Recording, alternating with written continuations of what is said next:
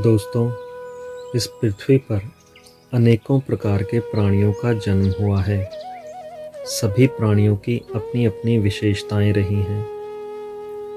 इन प्राणियों में मनुष्य ही एक ऐसा प्राणी है जो अनेक प्रकार की भावनाओं को अनुभव कर पाता है। इन भावनाओं को अनुभव कर पाना अपने आप में ही एक विचित्र और सुंदर घटना है। इस घटना के घट जाने का कारण हमारे मन से भी जुड़ा है। अक्सर मित्र कहते हैं, हमारा मन भटकता है, टिकता नहीं है। हम कैसे इसे कंट्रोल करें? मन की शांति को प्राप्त करने का क्या उपाय है? दोस्तों, इन्हीं प्रश्नों को लेकर हम समझने की कोशिश करेंगे मन क्या है और कैसे हम इसे शांत रखने का प्रयत्न कर सकते हैं। दोस्तों, मन है इसीलिए तो मनुष्य है। मन से ही मनुष्य है। मनुष्य के भीतर से अगर मन को ही निकाल दिया जाए तो फिर शेष क्या रह जाता है? 5 तत्वों से हमारा शरीर बना है और हमारा मन हमारे शरीर का ही बाई प्रोडक्ट है। हमारा मन हमारे शरीर का ही उत्पाद है। मन और शरीर अलग नहीं है। यह दोनों आपस में एक दूसरे से जुड़े हैं। दोस्तों, विज्ञान के अनुसार संभवतः 2 लाख साल का समय मनुष्य के विकास में लगा है। इस लंबे समय में जहाँ मनुष्य के मस्तिष्क का विकास हुआ है, वहीं पर मनुष्य के मन का भी विकास हुआ है। दोस्तों, हमारा मन हमारे मस्तिष्क के विकास का ही परिणाम है। सोचने वाली बात है, इस लंबे समय में हुए विकास का परिणाम, लेकिन मनुष्य इससे खुश नहीं है। दोस्तों, इसी परिणाम के द्वारा हमें हमारे जीवित होने का अनुभव होता है, लेकिन मनुष्य को इसका बोध नहीं है। मनुष्य तो मन को लेकर विचलित है, परेशान है। अनगिनत लोगों को अक्सर यही शिकायत रहती है, उनका मन नहीं टिकता। दोस्तों, हमारा मन इसलिए नहीं टिकता क्योंकि टिक जाना मन का स्वभाव नहीं है। रुक जाना मन की आदत नहीं है। जिन लोगों का मन टिक जाता है, वह लोग तो कोमा में होते हैं या फिर किसी गहरी निद्रा में होते हैं। बहुत से लोगों का मन तो उनकी नींद में भी उनका पीछा नहीं छोड़ता। यह एक स्वप्न के रूप में चलता रहता है। दोस्तों, मन गति करता है। मन गति करता है, इसीलिए तो हम गति कर पाते हैं। मन की गति से ही तो हमारी प्रगति जुड़ी है। मनुष्य द्वारा अब तक इस पृथ्वी पर जो भी आविष्कार हुए हैं, उन सभी आविष्कारों को आकार देने के विचार हमारे मन में ही तो चलते हैं। मन ही हमारे रिश्तों का कारण है। यही तो है जो हमें हमारे रिश्तों का एहसास हमें करवाता है। मन ही तो है जिसके होने से हमें प्रेम और आनंद का अनुभव होता है।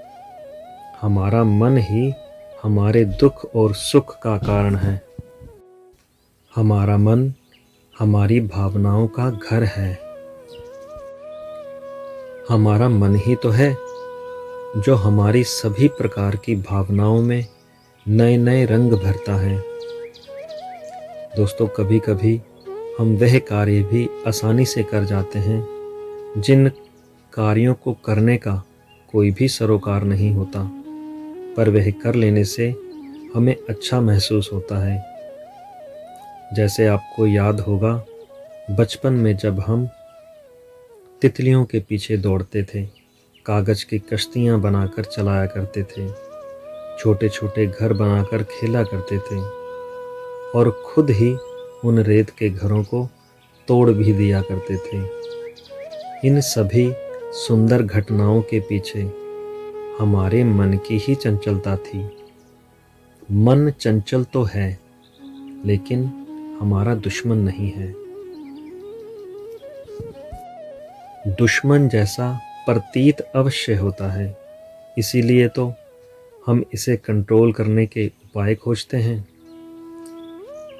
दोस्तों, एक बात हमें अच्छी तरह समझ लेनी चाहिए, मन को कंट्रोल करने का कोई भी उपाय नहीं है। जब तक हम जीवित रहेंगे, हमारा मन भी जीवित ही रहेगा। मन को कंट्रोल नहीं किया जा सकता, लेकिन हम इसे समझने की कोशिश अवश्य कर सकते हैं। जिस मात्रा में हम इसे समझते जाएंगे, उसी मात्रा में यह शांत भी होता जाएगा। दोस्तों, मन की शांति मन के लिए कोई उपाय खोज लेने में नहीं है, मन को समझ लेने में ही मन की शांति है। दोस्तों, जैसे किसी भी यंत्र, किसी भी चीज़ से भरपूर लाभ लेने के लिए हमें उस यंत्र की गाइडलाइन को समझना होता है, इसी प्रकार मन को समझ लेने में ही मन की शांति है। समस्या का निवारण कारण को बिना समझे नहीं हो सकता। दोस्तों, हमें मन की शांति के उपाय नहीं खोजने हैं, हमें तो मन की अशांति के कारणों को समझना है। मन की अशांति के कारणों को समझना ही तो मन को समझना है, और मन को समझना ही मन की साधना है। दोस्तों, कोई और व्यक्ति, कोई दूसरा व्यक्ति हमारे मन की पीड़ा को कैसे जान सकता है, और फिर कितना जान सकता है? मन हमारा है और हम ही अपने मन से विचलित हैं, परेशान हैं, तो फिर हम ही को अपने मन को समझना होगा। दोस्तों, जिन लोगों से हम अपने मन को वश में करने की विधियां सीखते हैं, उन विधियों को सिखाना उन लोगों के लिए केवल और केवल एक व्यापार है और कुछ नहीं। मन को लेकर जो अब तक हमारी मान्यताएं और धारणाएं रही हैं, उन्हें हमें फिर से विचार कर समझना चाहिए। बचपन से ही हमें जिन भावनाओं को नकारात्मक कहकर समझाया जाता था, वह नेगेटिव नहीं है। जैसे काम, क्रोध, लोभ, मोह और अहंकार जैसी भावनाएं गलत कैसे हो सकती हैं?